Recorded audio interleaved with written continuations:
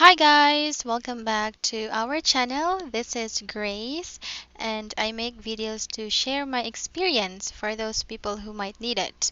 If you are new here, welcome and I hope that I am helping you in any way, and if you want to stay updated with my videos, please don't forget to show your love by subscribing to this channel. So for today, I will be sharing to you about Rarejob's English proficiency test. Since I am still receiving a lot of comments or a lot of personal messages to make this kind of video. So I hope that this will be helpful for you, especially in acing the EPT, because it's very important to pass this exam for you to get accepted and proceed to your interview and test call. So, continue watching.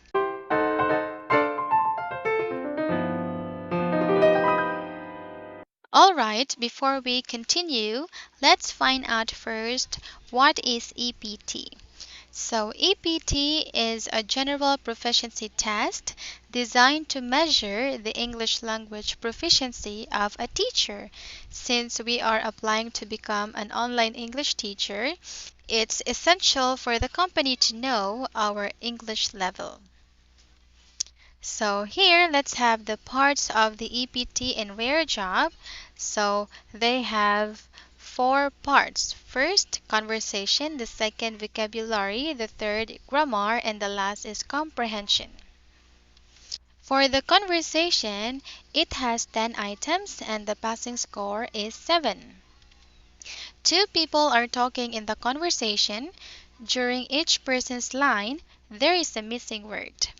Don't worry because the choices are provided. This kind of test focuses on the sentence's coherence. So it's necessary to choose the best word that fits in the sentence. And I think it's easier to choose the word because the conversation itself is easy to understand. Next, we have the vocabulary. It has 5 items and the passing score is 3. For the vocabulary, there is a highlighted word in the sentence. In your best ability, try to guess its meaning. If it's difficult for you, try eliminating the answers with lower probabilities. So in this way, you will get higher chances of choosing the right word. This is what I did when I had my examination. So sometimes it's quite difficult to guess the meaning of the word, so try to eliminate the wrong answers for you to get higher chances of choosing the right word. Next is the grammar. It has 20 items. The passing score is 17.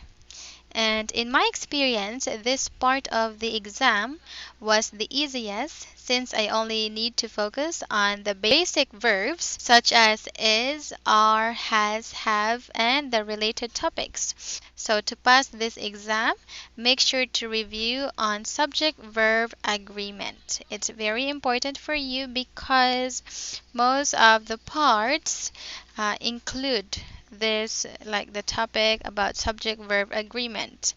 And the last is comprehension. It has 5 items and the passing score is 3. So finally, the comprehension part includes a short article about technology and education, and this is based on my experience. So I'm not sure if there are other topics.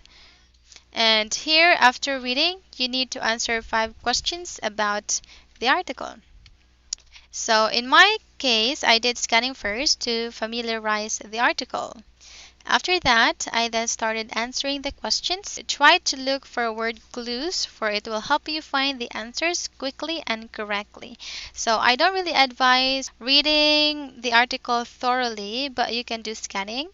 And after scanning the article, you can proceed to the first question and then try to find the answer, in the article. It's like, scanning style.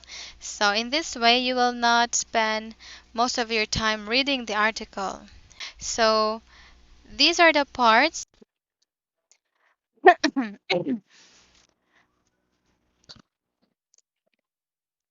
Now let's proceed on how to pass your EPT in one take without knowing the actual answers.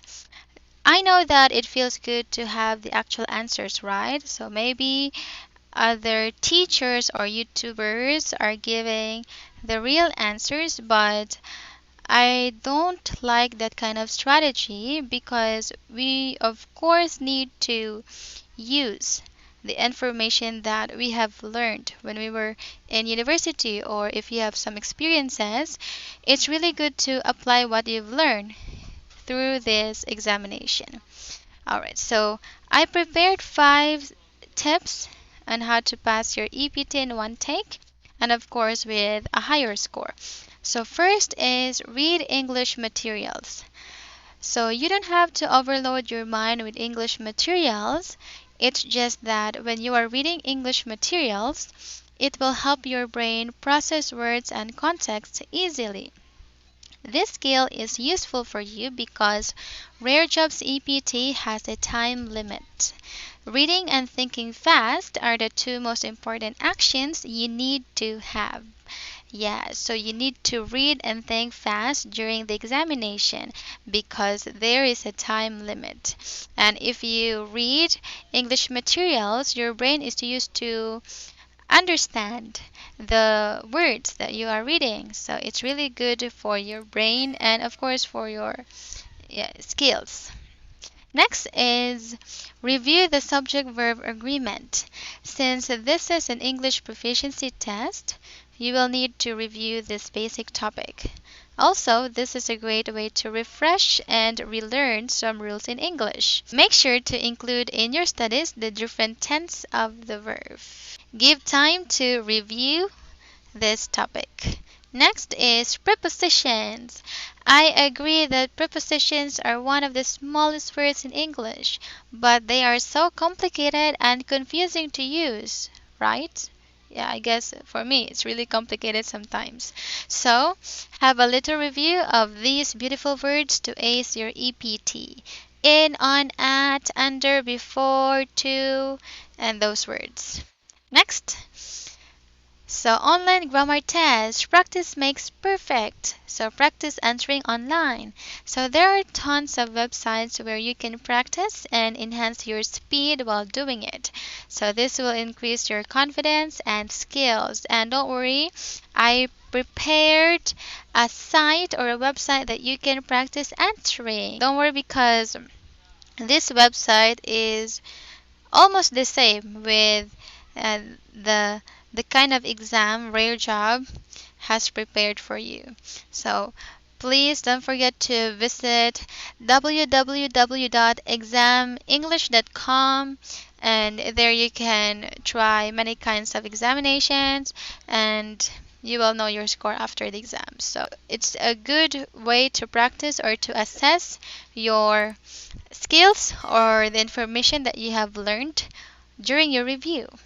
And lastly, and the most important thing, don't take the exam if you are not ready.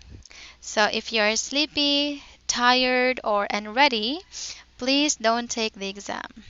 I recommend you to take the exam when you feel great and active, like in the morning. Also, it's advisable to take the exam during the quietest time of the day so you can concentrate well, especially for those people who get distracted easily. Uh, in my experience, I took my exam in the afternoon after I had my application, when I had my online application. So that was around 1 p.m. or 2 p.m. And we all know that during these times, we usually feel sleepy, right? But thanks God, I was able to ace the exam because I only had one mistake.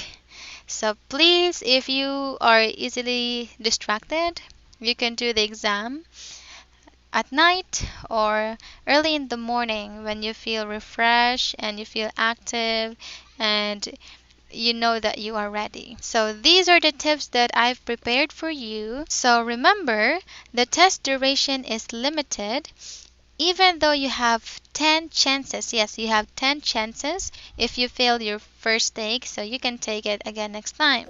So even though you have 10 chances to retake the exam, it is advisable to pass the exam once and with a high score. Please try your best to pass the exam once and try your best to get a high score.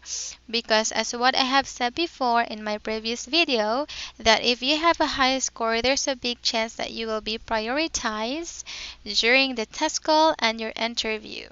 And I think that's it. So if you have questions, suggestions, and feedback, so you can freely comment down below, or you can just message me on my Facebook. So that is Mary Gracie Gasic. So you can send me a personal message. And I would really appreciate it if you show your love by subscribing to this channel, liking my videos, and of course to hit that notification bell so you will get updated. And always remember that you are worth it and you can do it. In everything that you want to do, I know that you can achieve it if you badly want it. So I know you can do it. So just practice answering, follow the tips I gave to you, do your best, and pray to God. So thank you so much again. This is Grace, and show your love. I will see you next time. Bye.